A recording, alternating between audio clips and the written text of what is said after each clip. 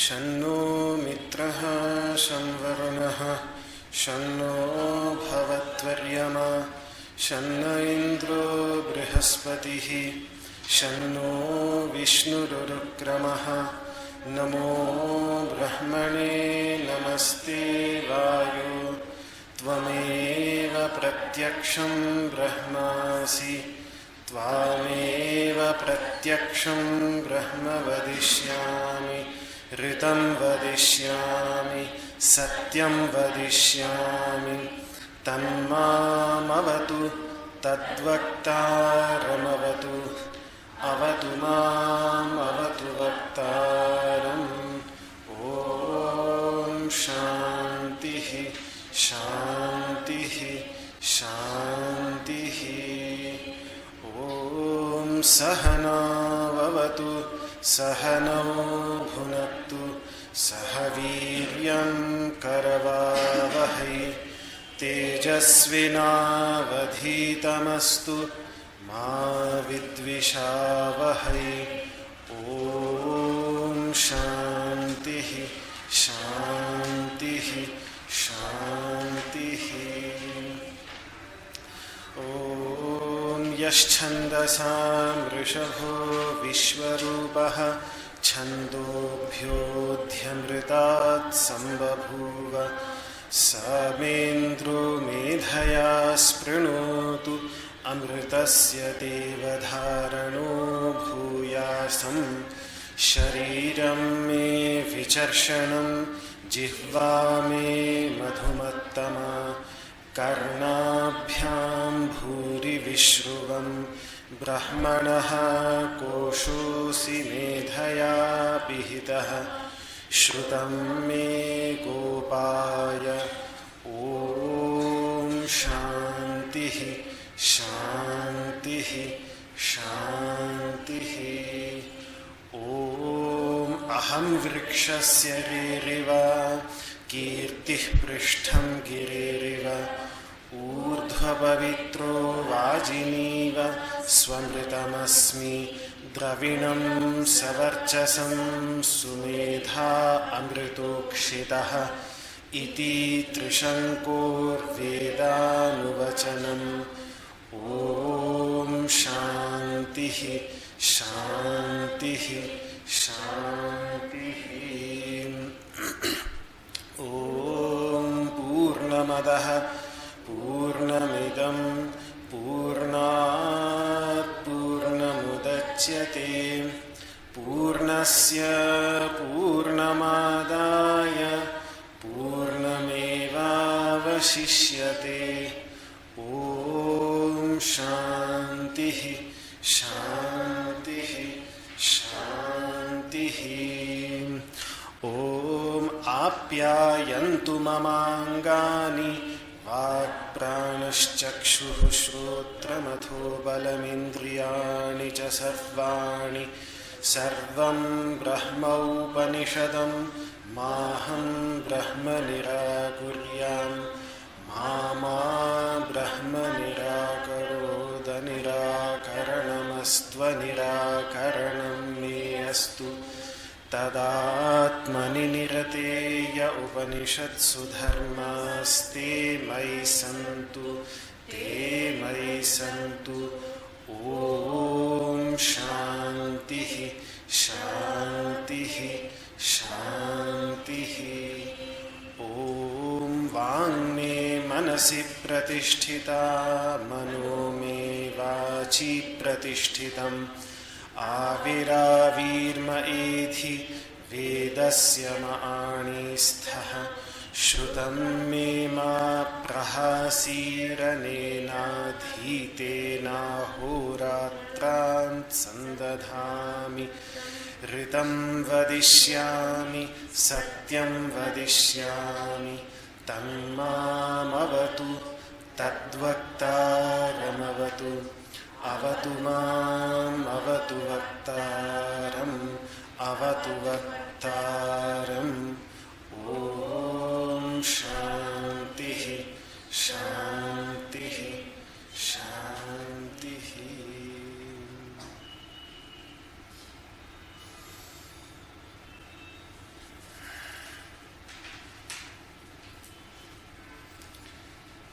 This is Swadhyaya, the recitation and chanting of mantras that are about ourselves. And I'm glad that we could start a new beginning today, the new year, with the chanting of such mantras. May they bring us a very happy, peaceful, and insightful new year.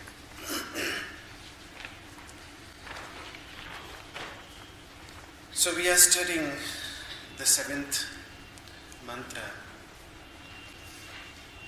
of the Shanti mantras. Remember, a few classes ago, I asked a question to myself whether there is the idea of Shanti, the idea of peace, which we are discussing from a Vedic perspective through these Shanti mantras for peace. The idea of Shanti as the greatest state of peace is also present in the Buddha's teachings, about which I have talked also as part of these classes. But then I thought whether this idea exists also in the Jain meditative traditions, because these are the three great meditative traditions of ancient India: Jaina, Bauddha, and Vedika. Two of them inspired by, first, Jaina inspired by the 24 Tirthankaras, the 24 masters, Buddhism inspired by the Buddha's teachings, and the Vedic tradition inspired by the Vedic teachings. And it is always very beautiful to look at certain ideas from different traditions' perspective. So then, when I asked this question, Anitaji directed me, because she comes from a Jaina background, so she directed me to a small text known as Moti Shanti in Gujarati language, and the Sanskrit title is just the Sanskrit translation of the Gujarati title, which is Brihat Shanti, the big Shanti. And it's a beautiful text. It's the longer version of a shorter mantras for Shanti, though cannot call them, I don't think so that they are called mantras. But in any case, I looked at it, and it has some very beautiful ideas which I just briefly want to share, particularly the ideas that it has in the context of Shanti, because it is relevant to the discussion that we are having here, the discussion on Shanti, the discussion on peace, as per the understanding of the Jaina traditions. So the first thing that caught my attention in this prayer was that the master, whoever in the Jaina tradition authored that prayer, points out the tremendous importance of finding peace within oneself because of at least 5 reasons that the master gives there. The first reason is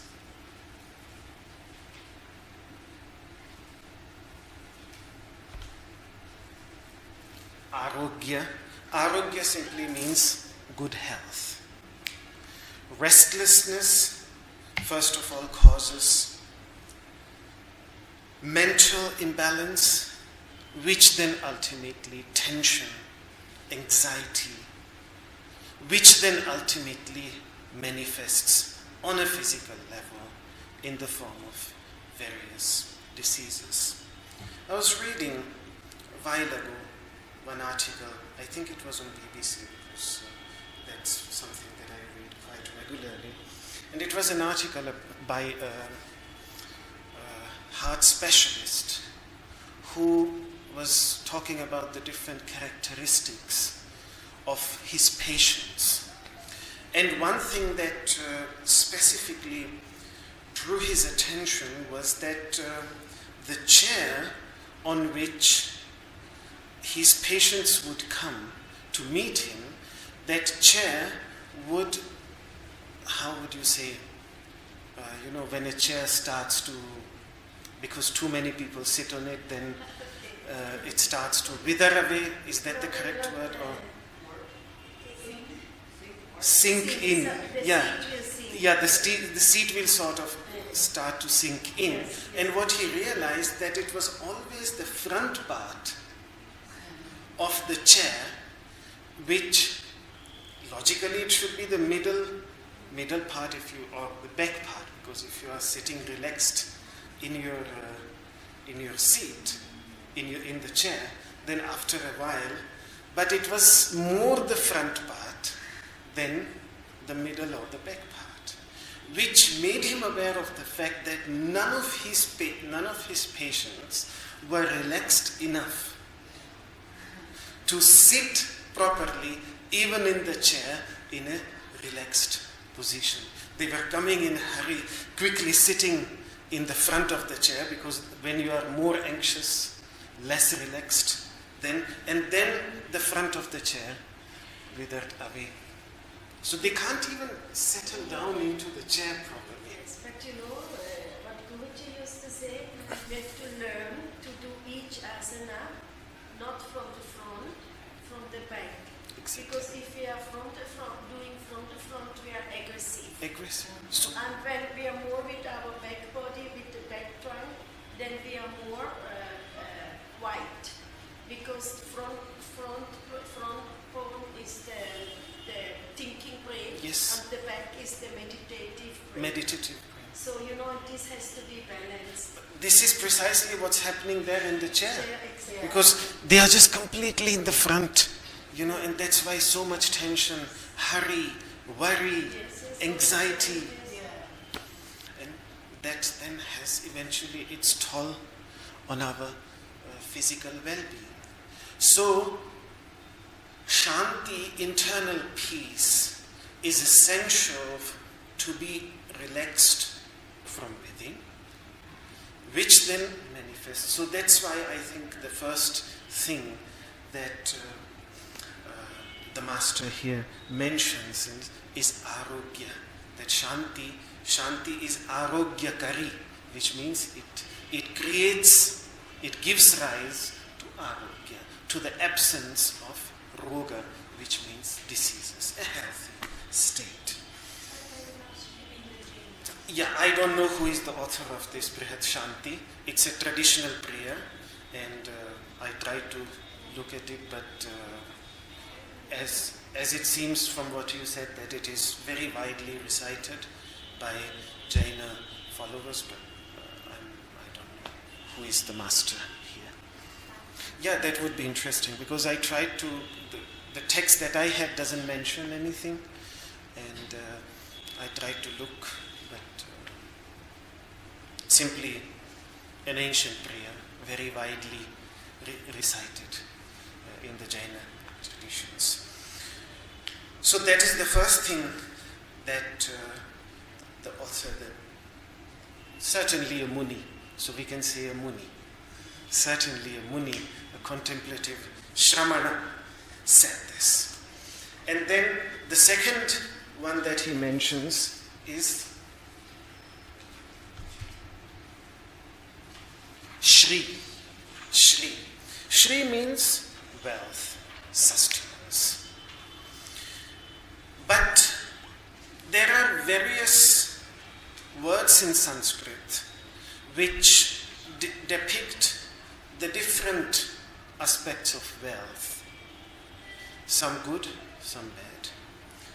This this means, this refers to the supportive aspect of wealth, because the root Shri in fact means to sustain, to support. So the idea is that if we have a tremendous amount of wealth, but we can't use it properly to support ourselves, again, and that's what happens in the case of many extremely rich people, that they are extremely rich, but the capacity of the physical body gives up, and then all they have to live on is the papadi of the chapati and the water of the dal, because the body, in the pursuit of that wealth, has been completely destroyed. So not that aspect of wealth, but that much wealth which is really required to support our daily living, so that we don't have to worry about our daily sustenance, and we have a fundamental support which then enables us to go deeper within ourselves and explore the deeper truth to be found within our own heart. So that is the second thing. For that also, peace is essential. The third thing that he mentions is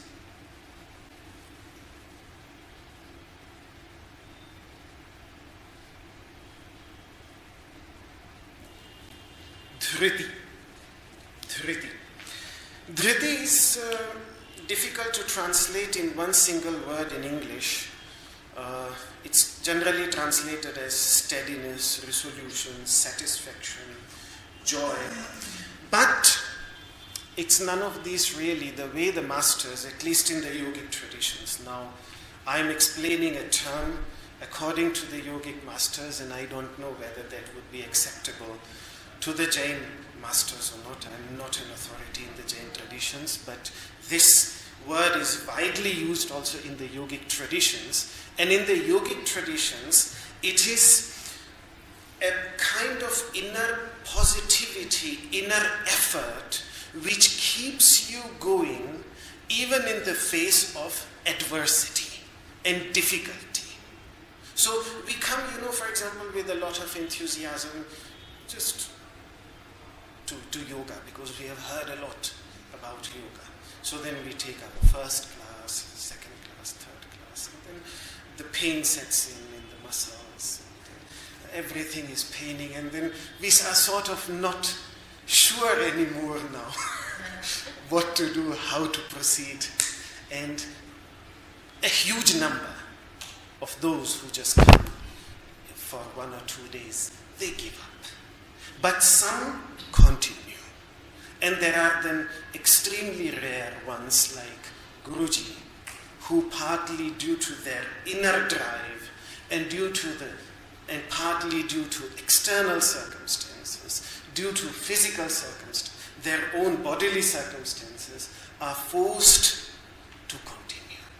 And that is a result of dhriti. That is called dhriti, the inner positive drive. I think that would be. Dhriti simply means that which holds us up. Because dhri means dharana, like dharma, So when we feel exhausted, when we feel that we cannot do more, and yet it carries us forward, we might rest and just for a few minutes, and then we just never give up. This tendency of not giving up. I think as a child, we all have it.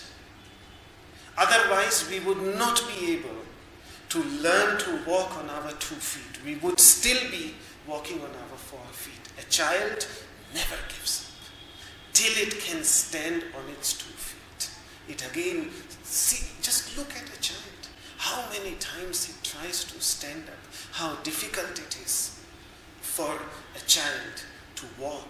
It falls down. Sometimes it bruises its knees. It falls down. Things happen. But it constantly run, stand up, walk like a human being. So that dhriti is naturally there.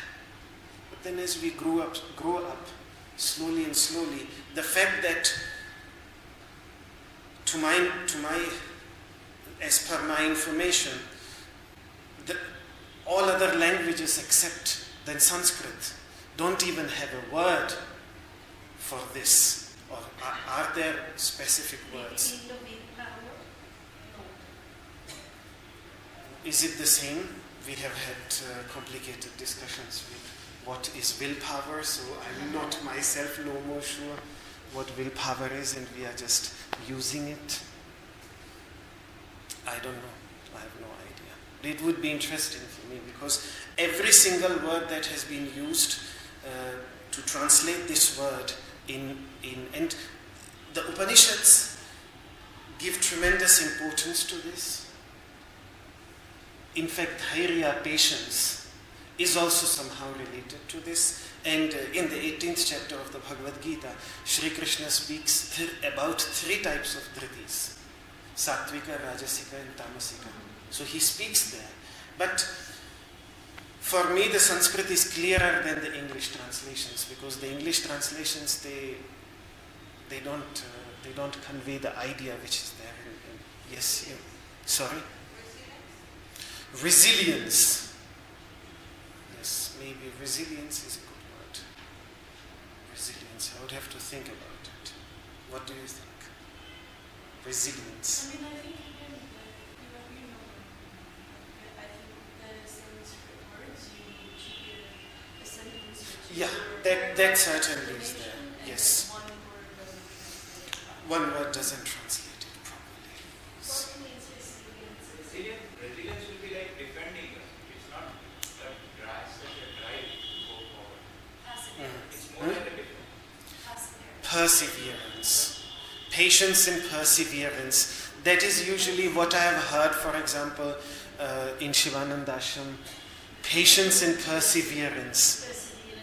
Yes, patience and perseverance, yes. Perseverance might be a very... And because dhairya and dhriti, they are deeply interconnected. So patience is dhairya and dhriti is perseverance. Yes, that's a good word. That's a good word. Yes. It's basically, as the masters explain it, at least in the context of yoga, is that...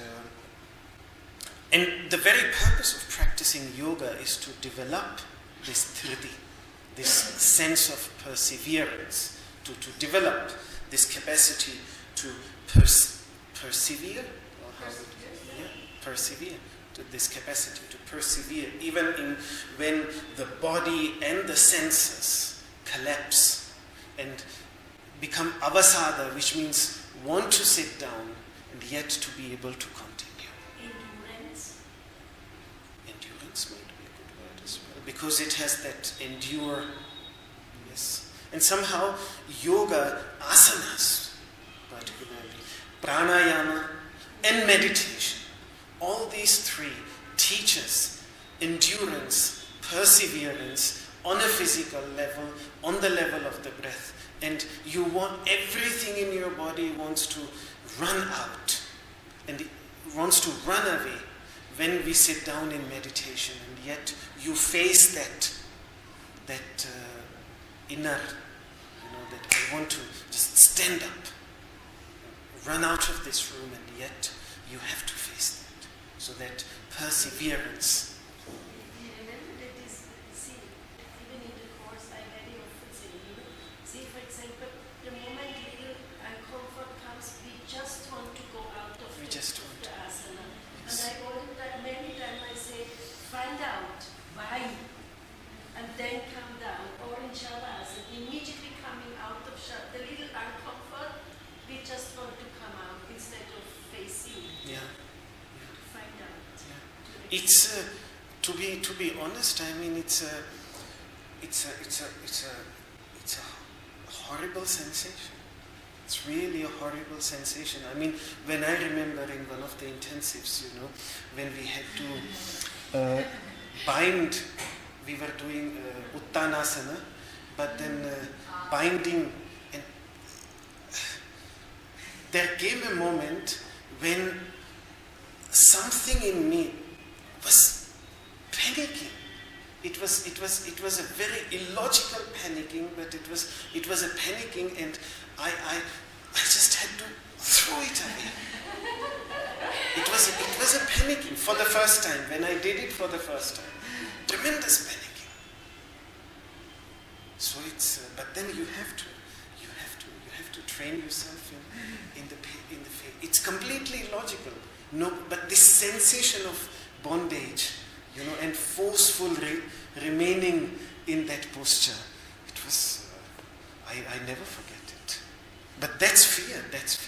That's that illogical fear that Patanjali speaks of, which has to be broken through practice. So retention might be another word in a way. So that's very difficult. But when we become anxious, we lose this. But when we are peaceful from within, then we continue. Even if we continue like a turtle, not like a rabbit, but we continue. And I think that is how ultimately the whole story, because this is a beautiful story of Panchatantra, and Panchatantra again is the Indian version of Aesop's tales. While Aesop's tales were written in a Greek philosophical context, as far as I understand, Panchatantra were composed in an Indian philosophical, again in an Indian philosophical, not only moral but also deeply philosophical context. They have certainly, Panchatantra has moral teachings, but also deeply spiritual teachings in them. So the story of a rabbit and the race of a rabbit and a turtle, everybody has heard it. It's a famous story. And the rabbit falls asleep before reaching the goal, and the turtle, who is walking slowly but continuously, reaches the goal before. And I really see this. I've seen this. I'm in Rishikesh since 1985, and I have seen so many people coming to Rishikesh, and some of them I've seen coming with tremendous drive, in putting all their emphasis into it, reciting, learning, studying, day and night, and everything. But after as years go on,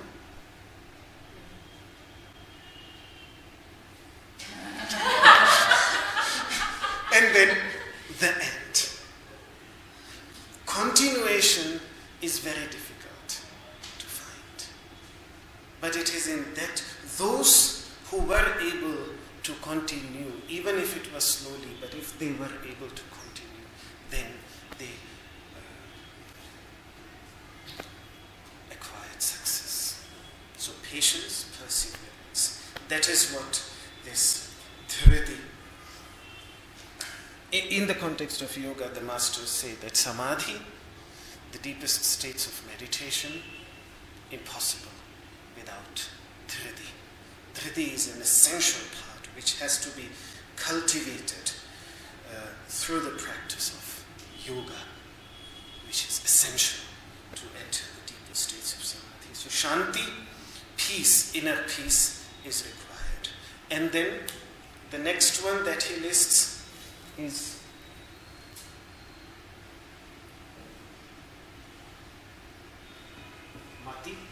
mati, which means understanding. We can only understand someone or something when we are a restless person. Try to explain something to a restless person. It doesn't work. A person has to be focused, a person has to be at rest, a person has to be peaceful. Only then proper understanding comes. A restless person cannot understand. So Shanti leads to these four, and the fifth one that he mentions is the destruction of the kleshas, of the causes of suffering. Now, I'm again not clear what klesha means in the Jaina philosophy. I'm not aware of that. But in yoga, klesha means ignorance, the limited sense of identity, selfish attachment, hatred, and fear. These 5 fundamental causes of suffering. Their destruction. This is Arogya Shri Dhriti Mati Kari Klesha Vidvansa Hetuhu. This sentence of this prayer by the Jaina master about Shanti points these 5 things. It gives these 4 and leads to the destruction of the 5, the fundamental causes of suffering. That's what he says. Then how to achieve it? That's what the concluding verse there beautifully points out, which in spirit is not at all dissimilar to the last verse that we have here in the Shanti Mantra brochure that you have. It's very similar in spirit to that, just the words are different. The verse there is not this one you have in front of you. I'm telling you the verse that is there in the Jaina prayer. Shivamastu sarva jagataha. May all moving beings experience happiness and prosperity. May all beings constantly engaged in the well-being of others. May my faults, deficiencies be destroyed, and may everyone in this world be happy. So basically the same spirit that we find here, which points out that according to that master, the most important steps to finding peace within oneself is engagement, first thing engagement in the well-being of others, parahita nirataha, engagement in the well-being of others, and the second thing, effort to reduce one's own impurities. And these 2 important steps have been flanked on both sides with the most important step of all, to cultivate the desire to bring happiness into the lives of others and all beings ultimately. To bring happiness to others, not causing any suffering to anyone. So that is how that Shanti Mantra in the Jaina tradition, to which Anita Shahji, and because these were the beautiful ideas presented there, so I thought it was important to be mentioned as we are discussing Shanti. Every meditative tradition in India now, I think we have covered the Buddhists, the Jainas, and the Vedic, the 3 major traditions, their perspectives on Shanti, on peace, on finding peace. So coming back to the discussion that we were having, any questions on this? No. Okay. This is clear, this list. Okay. So we can come back to this mantra. Vang me manasi pratisthita, mano me vachi pratishthitam. The section that we are discussing is that my speech is established in my mind, and my mind is established in my speech.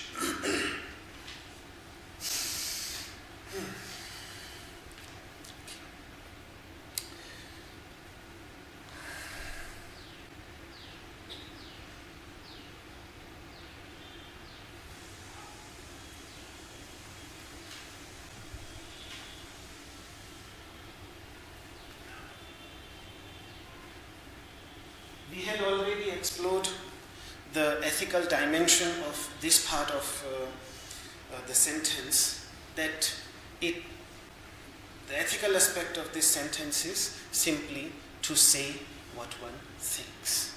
and that is speaking the truth. So this is what we had already discussed in our previous discussion. And then I said that this is also related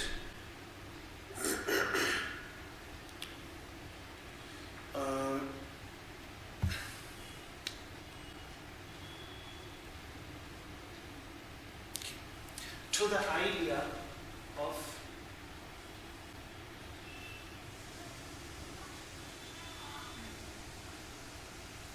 yajna, which is the Sanskrit word for worshipping the light. That is what yajna basically in Sanskrit language, it means to worship light. It's an extremely ancient way of method of worship, that you worship light in its three manifestations: earthly manifestation, which is fire; intermediate manifestation, which is thunderbolt; and the highest manifestation, which is the sun. Light in its one light in its three manifestations. And specifically, it is done, at least in India, and I think in several ancient cultures, with kindling a fire in front of you and then offering sacrifices into it. From a little bit of study that I have of other cultures, to me it seems that the Zoroastrian culture has still today, every Zoroastrian temple has an eternally burning fire in their temples. In fact, in Isfahan, you have fires which have been burning constantly from the 4th century AD, so 1600 years, non-stop fire burning. And even when I read about the descriptions of the ancient Jewish temples, for example, in Jerusalem, you find descriptions of huge fire pits in front of the temple where offerings were brought and thrown into by the devotees. Today, I think remnants of it in the form of candles, lamps exist in all the different cultures. However, in the Vedic context, that is just the lowest form of worshipping the light when you do it through material, ritualistic worship, through rituals. In the Vedic understanding, there are various methods of worshipping the light. Dravya Yajna, which you see, several yoga schools now do it here in Rishikesh. In the evening you can see it on the other side when Ganga Aarti takes place. First of all, fire is kindled and you offer ghee and herbs in it, which purify the environment. So that's the ritual of it. That's one, and that is really the first step. But then Dravya Yajna, Tapo Yajna, then comes the second method of worshipping the light, which is tapas, austerity. How is this related to this one? Because I'm coming to Yoga Yajna. And how is this related to this mantra? That's what it's related to this union of speech and mind. That is the very definition, ultimately, of yajna. That yajna gives an opportunity to bring our speech and mind in unison. That is so, for example, when these fire sacrifices were being performed, first of all, you recite mantras. That is what I was explaining towards the end when you asked that question to me last time, that some priests had to pronounce the mantras, but one of them was meditating in complete silence. So giving the mental aspect to it.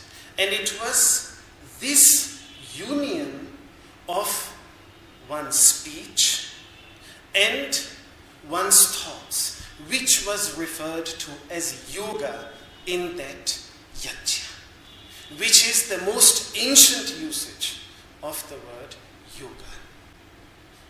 I wanted to talk about this today, but then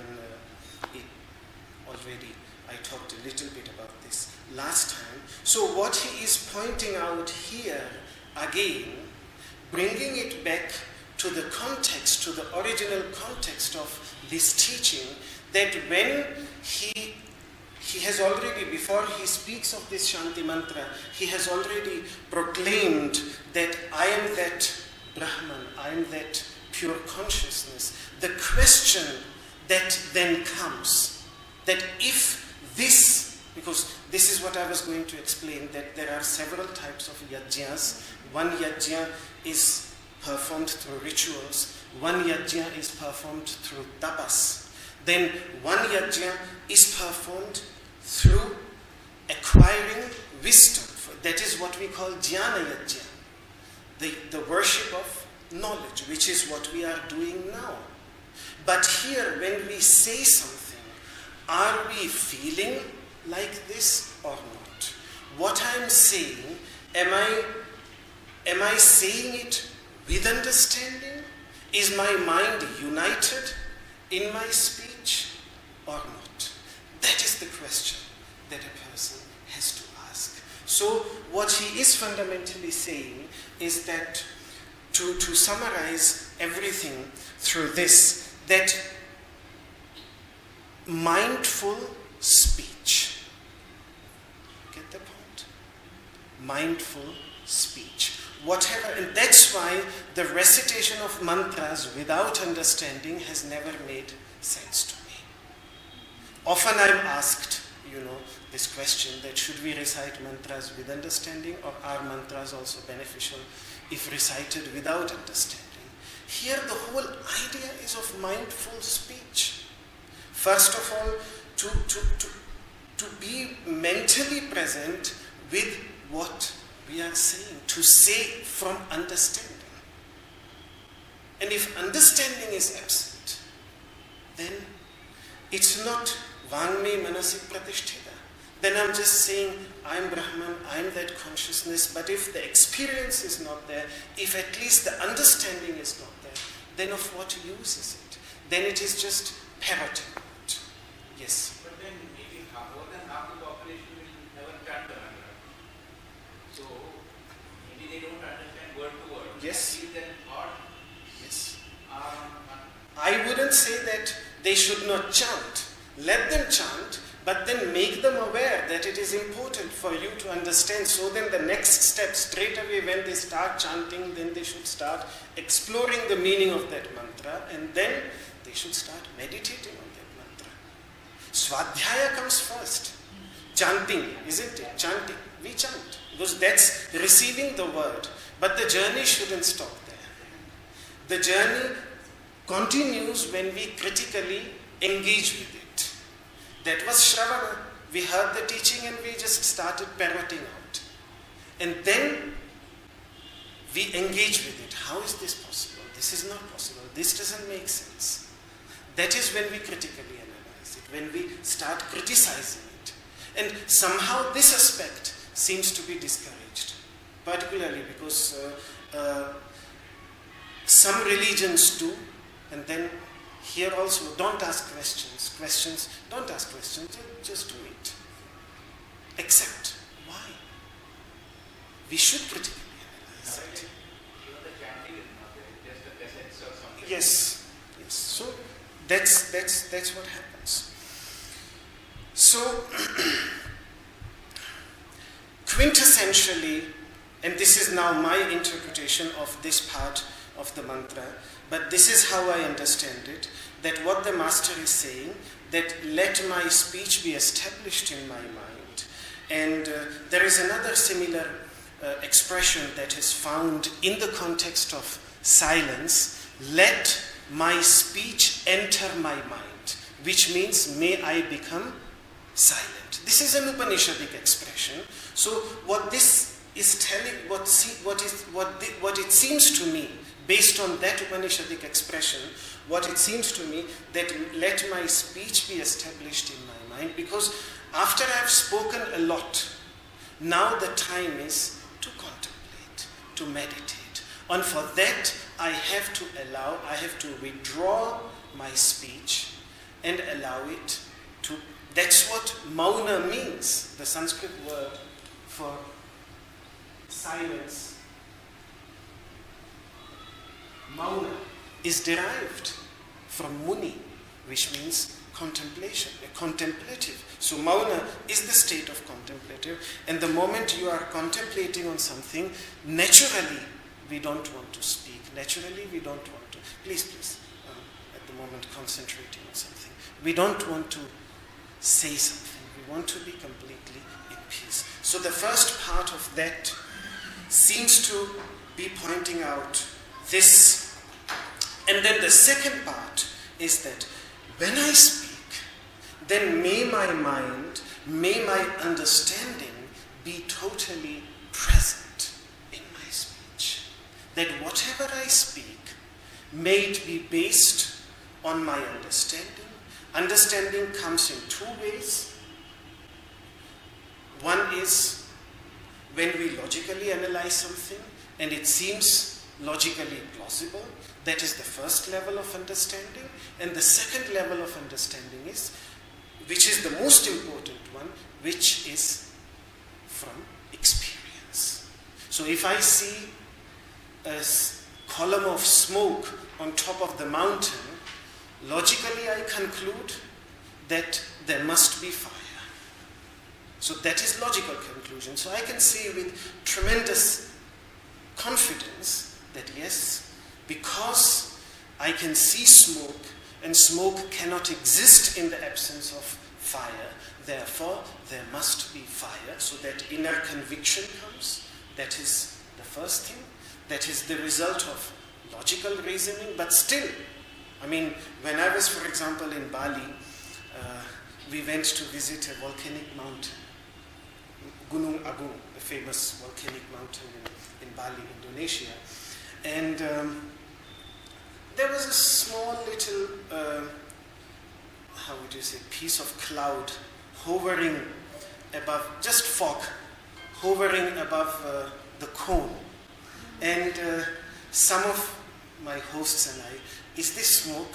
Yes, today I think it seems like it is smoke. Till after 1 or 2 hours we realized that this was just fog. So you can never be 100% sure. Even with logical reasoning, you can be 99% sure, but not 100% sure. To be 100% sure, we have to go to the top of the mountain and actually see it for ourselves.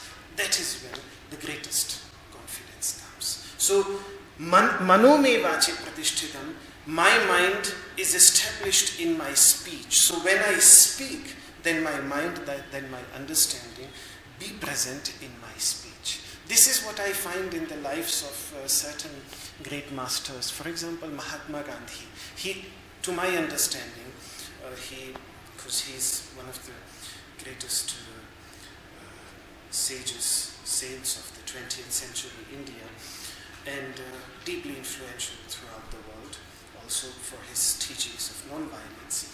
At least what I find in his teachings is that he taught only what he had tested on himself. And where he was not sure, where he was not confident, he said, I'm not sure. I still need to test it more. So he had this, even the title of his world-famous autobiography is My Experiments with Truth. So he was constantly engaged in experiments. He was engaged in experimenting everything that he had received. And he was teaching only that much which he had tested on his experiments. That is his uniqueness. And I think somehow, again, why Iyengar Yoga, as a practitioner of Iyengar Yoga, stands out to me, that it seems to me that Guruji, before teaching every asana, he has tested it. not 100 times, but 1,000 times. He tested it throughout his life. He tested it. So he was not, unlike many other famous asana teachers, he was not sitting in a chair and directing everybody into practice, but constantly practicing himself, experimenting it on himself, and then teaching from that experiment. So, first, be silent to become a contemplative, and when you speak, then that speech should be deeply rooted in your own understanding, in your own conviction. Otherwise, then, things such as what I did in my last class, mistranslating Tamasoma Jyotirgamaya, mistranslating it as lead me from light into darkness. That is what happens when speech starts to ride away on its own without understanding. And again, it is one of the masters of the Rig Veda, the same text to which this mantra belongs, is that our understanding has to control our speech like a rider. Otherwise, our speech gallops away like a horse without a rider. And so, for example, the babbling in dream, you just say things because there is no proper understanding. Speech is there, but no proper. It doesn't convey anything. Or when the lack of awareness is there, then it can even convey the opposite. I wanted to convey, lead me from light into darkness, but my speech said, lead me from darkness into light. And I was not even aware of it, that I've done such a horrible mistake, till somebody else told me that you said this. So this is what the wonderful example to show what happens when. Why I'm pointing this out is that Patanjali, in the Yoga Sutras, just to summarize everything, what the master is saying here, Patanjali in the Yoga Sutras, when he emphasizes brahmacharya, which means leading a way of life that leads towards the awareness of Brahman, what he says that somebody who has cultivated brahmacharya to its very depth, brahmacharya pratisthayam virya labha, it gives rise to immense strength. But what kind of immense strength? There the commentator says that if such a person tells to someone, become a good person, it has a transformative effect on that person. Simply the words. And if you carefully look at it, there is a very deep truth in this, that somebody who is righteous himself, somebody who is a good person himself, when such a person says that becoming, he meets an evil person, inspires that person not so much by his words, but in fact by his presence to become a good person, then a transformative effort takes place by simply seeing the life of that person and by hearing a few words of that person. We see this in the case of Buddha, Angulimala, so many stories. Just a few moments of interaction has been able to transform someone's life. But from where does that life transformative strength come? In a yogin, it comes when he leads the life in accordance. That is why I pointed out Mahatma Gandhi.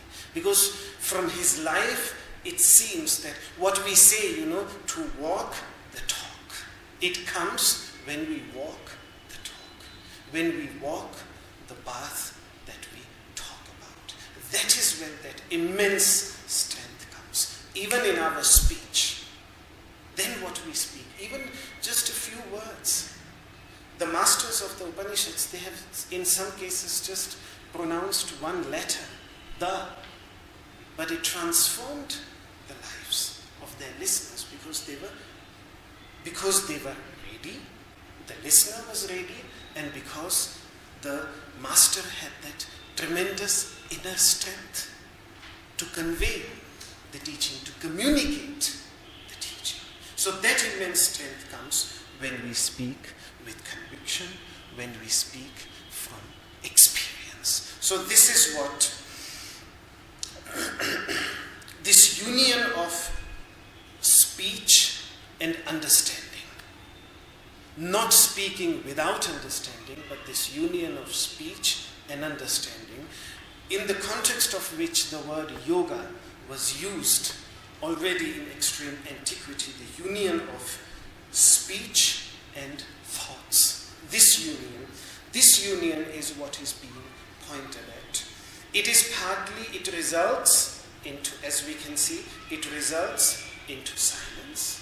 And if one speaks, then one speaks very few well-thought words to convey their experience. This is what this section of the mantra is speaking about. We'll continue to the next section. Oh, the evident one, become manifest for me. What is meant by the evident one? That we will discuss in our next class. Any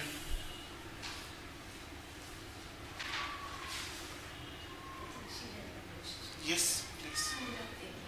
I want to ask about the mala. Is a mala right? So the silence means it's totally silence, or you just like you actually inside you speak within with your consciousness. Yes. Mauna is mauna because mauna comes from that idea of contemplation. So it's a very focused, attentive contemplation.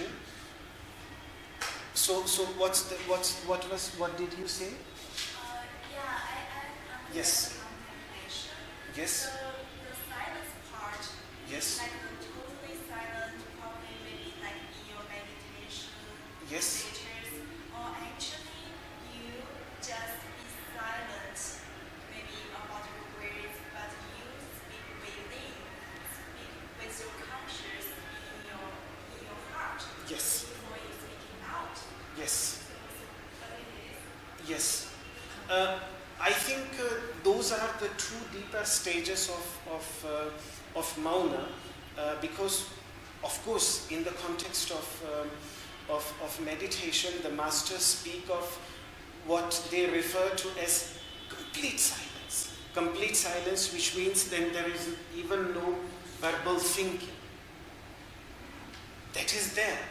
That is there. That is certainly there. So, in fact, for example, the recitation of Om is done with this purpose in mind, that first of all the focus is more on the recitation of the letter, and then slowly the focus is shifted more in the intermediate silence that is there, and then to prolong that silence. And the same principle is applied in meditative practices. You see, every two thoughts have a microsecond of silence in between. When we jump from one thought to another thought, there is a microsecond of thoughtlessness from one thought. The idea in meditative practices is slowly and slowly to increase the amount of time of that thoughtless moment between two thoughts. So mauna is first of all, it is external silence, but contemplation within. And of course, because we think in words, so to a great extent, words will follow us there also.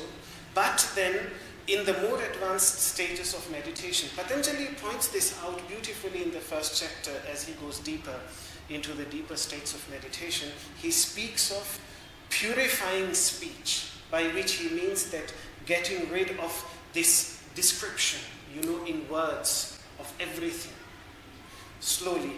So he mentions this. So both aspects are there, but that is a deeper, more subtle aspect.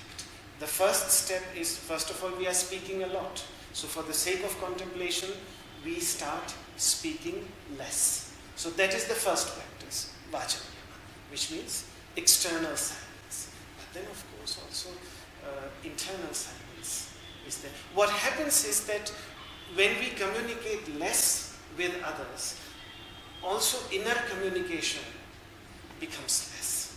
Because a lot of our internal thoughts are engaged by what others have said to us, how they reacted when we talked to them.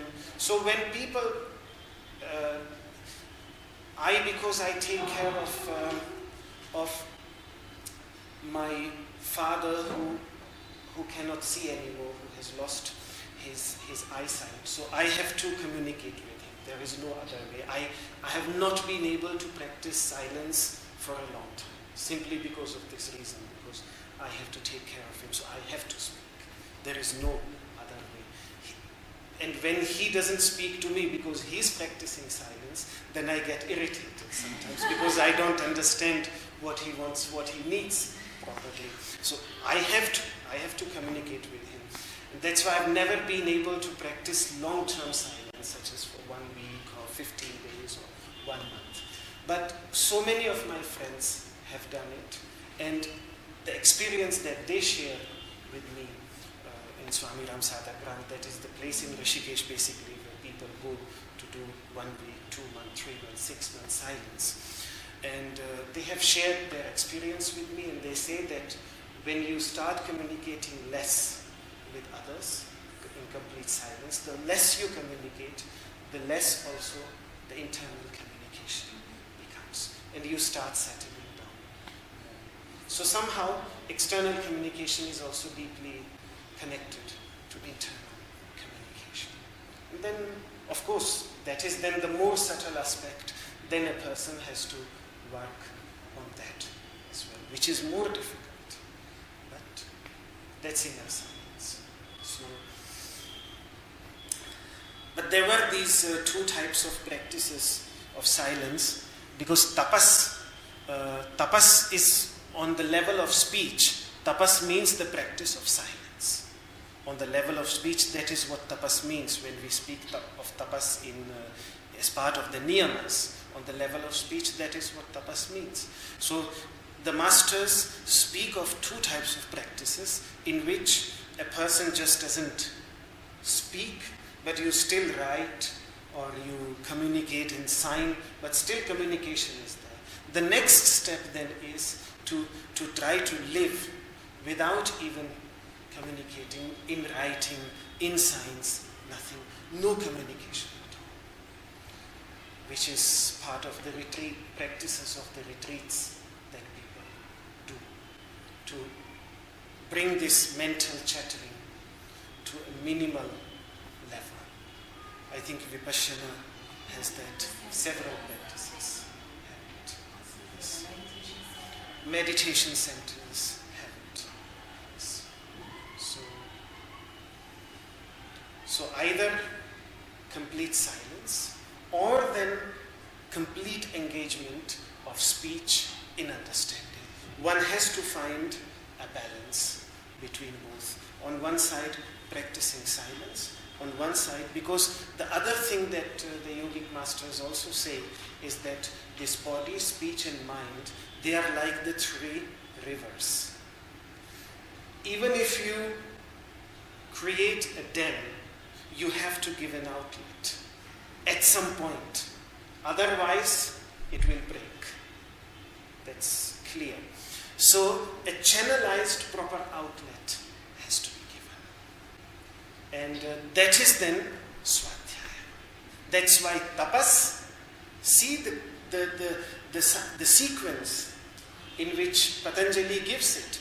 Tapas, Swadhyaya. So first of all, tapas, practice silence. silence as part of tapas. But then he also speaks of Swadhyaya. Otherwise it will be one-sided practice. A river, if it stops flowing, ultimately becomes stale. And I've seen, even if people live in silence for 25 years, at some point they have to start speaking. And then how much they speak. So then, I walk along the garden every day.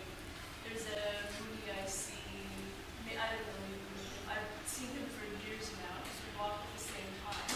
And he always carries this black bag. So his shoulders are very, very uneven, like one's down like this.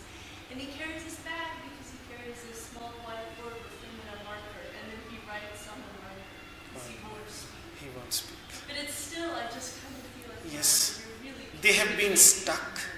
They have been, in the lack of proper guidance, we sometimes get stuck on particular stages of our inner journey, and we don't move ahead from there if we don't properly follow. But he's getting his body out of the line so much as he's carrying this bag. One-sidedness, that's disbalance. That's ultimately, the moment we do something too much and neglect the other side, that's what happens. Yes? Does Mahidasa consider other ethical aspects other than Satya, like ahimsa? Since I have not read all of Mahidasa's teachings myself yet, which is the Aitareya Aranyaka, I'm still going through the Taittiriya Aranyaka, not Aitareya Aranyaka, so I cannot answer that question.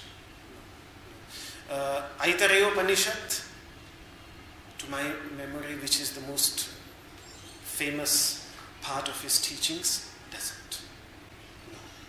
It's very much focused on asking questions, who am I, and then exploring the answers to these questions, and self-exploration, but it doesn't speak of the ethical aspect. But ethical aspect, that doesn't mean, even if he doesn't speak of it, the ethical aspect is certainly present at the very foundation, because we have to remember that the ethical aspect has already been covered in karma, in action. This is upasana, meditation, and then jnana, experience. Ethical aspect always belongs to the first. That is the very foundation. That is the very foundation. So it is there. It is there in several Upanishads, and it is part of the foundation, the ethical aspect. So he wouldn't deny, even if he hasn't mentioned it, then he would certainly not deny the ethical aspect of it. He simply doesn't need it necessary to be mentioned, because he's speaking of teachings on a different level. That's all. आप कुछ बोल रहे थे? Time. Next time. Okay, let us conclude.